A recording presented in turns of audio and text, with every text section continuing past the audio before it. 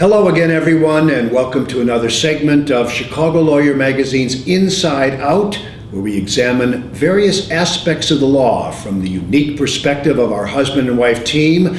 The inside perspective comes from David Sussler. He's Associate General Counsel at National Material LP. The outside view from Tina Martini, a partner at DLA Piper here in Chicago. I'm Andy Shaw, President and CEO of the Better Government Association, and your host for this series. Today, we'll be talking about the essence of leadership. So let me ask each of you the most basic initial question. What would you say are the qualities that define leadership within the confines of the legal profession? Either of you first. I guess, Tina, you get to start. I'm happy to start. Sure. I think that good leaders in the law are very similar to leaders in other industries.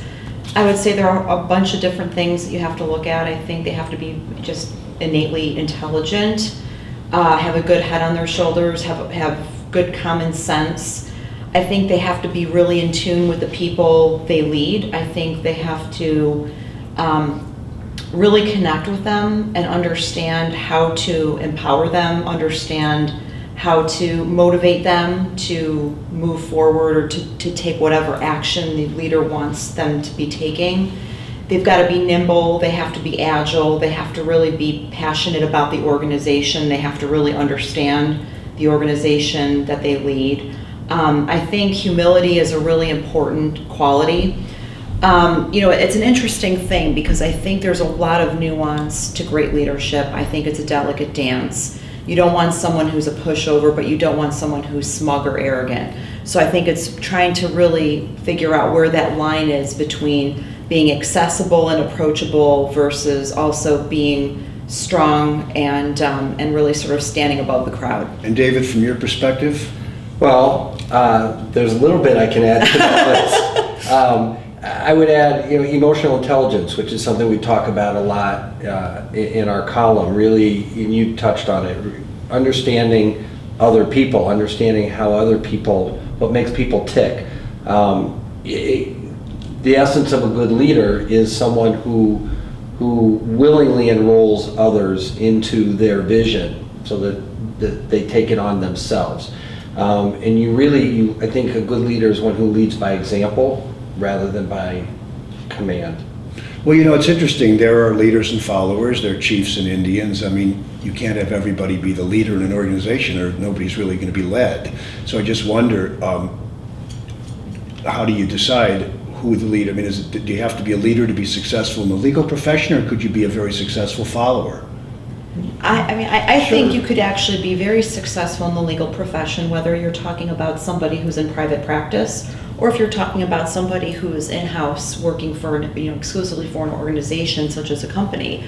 I think you can be very successful without being the leader. I mean, I see it quite a bit. I mean, as you said, not everybody can be the leader, and you have to have a lot of followers. You don't start as a leader generally. Right, exactly. And I think that, for example, some of the people who contribute the most to my organization, particularly from a dollars perspective, they have very significant practices, and they've actively decided that leadership within the organization is not something that they want to pursue. Instead, they're really passionate about leading client teams and about having very, very significant practices. So they channel the energy that some others spend on leadership activities, they channel those towards leading client relationships and developing client relationships exclusively. So David, if you want to be a leader, let's say you start out any place, no one leads from the get-go generally.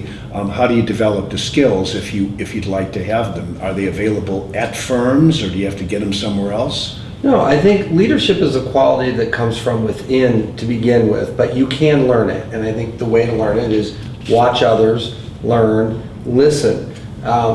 You don't have to, it's kind of tagging on to the last question too, you don't have to hold a formal leadership position or title to be a leader. But you watch others, see what others do, model others' behavior. You can read books, but you also, just by setting an example, being the best you can be at what you do, that is a form of leadership. And you can, I think if you pay attention, you realize, well, I am a leader of sorts. I'm leading the charge in what I'm interested in, what I'm passionate in. And let me just add real quick, in terms of gaining those skills that if they're not available within your law firm or company, you can gain those by volunteering in other organizations. Well, I was just going to add that, part of leadership, sometimes we talk a lot about an organization's culture and about how culture is sometimes a top-down sort of a thing.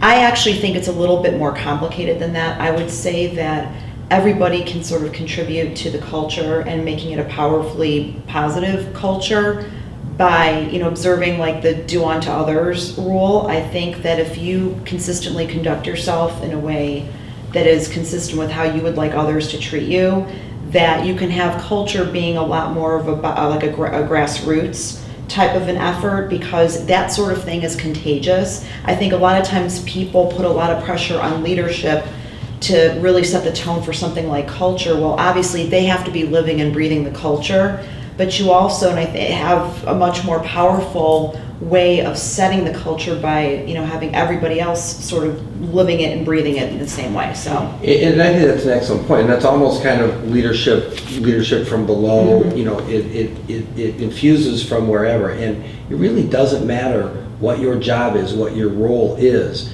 I go back to, if you are the best that you can be, I think you made a really good point with treat others as you would have others treat you, because that type of behavior is contagious. So again, the leaders at the top of the org chart can't do their jobs unless the people at the bottom of the org chart are doing theirs, and you lead by example.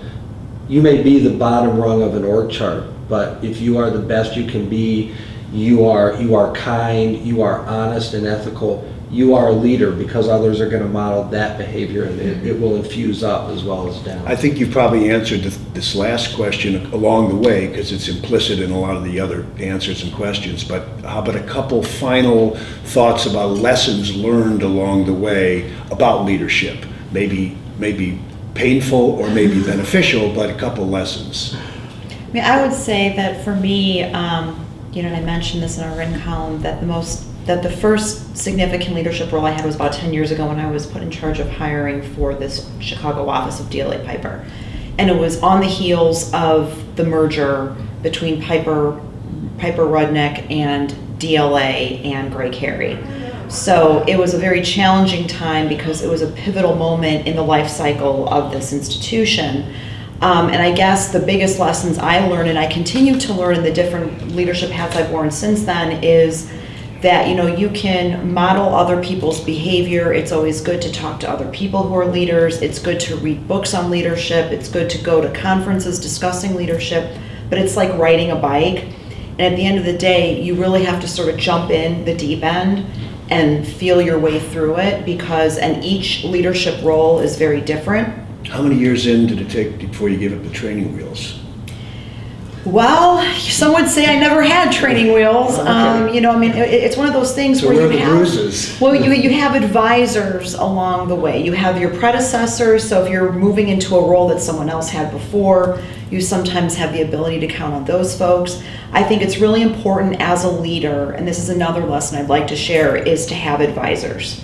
I think it's always good to have people who consist of people who maybe had the role in the past or who are other senior leaders wearing other leadership hats, either in your office or elsewhere, who can really contribute and help you see things from different sides, because that's one of the biggest challenges as a leader, is making sure that you see issues and problems from all the important facets. As the leader of an organization, amen to the value of mentors and advisors. Absolutely. A couple final thoughts, And I David? think you actually said this in the printed column, that you never stop learning. A good leader is always learning. I think an effective leader listens. That's one of the most important skills, is listening. And for lawyers, that's not always an innate skill. It can be learned, it can be practiced. Good leaders listen. And as I said earlier, good leaders listen. You need to learn to delegate effectively. You also need to be willing to do it yourself. No task is beneath a good leader. And don't ever ask somebody to do something you're not willing to do yourself. Exactly. And my final word, as someone who has both led and followed, there are merits in both, and there are rewards in both, and there are opportunities in both, and everyone doesn't have to lead or follow, but as you point out, you have to kind of follow your own heart and your head and decide on what the best role for you is and then do it correctly. Okay, the essence of leadership with our team, David Sussler, Tina Martini. Thank you for joining us on this segment. I'm Andy Shaw, back next month with our next subject.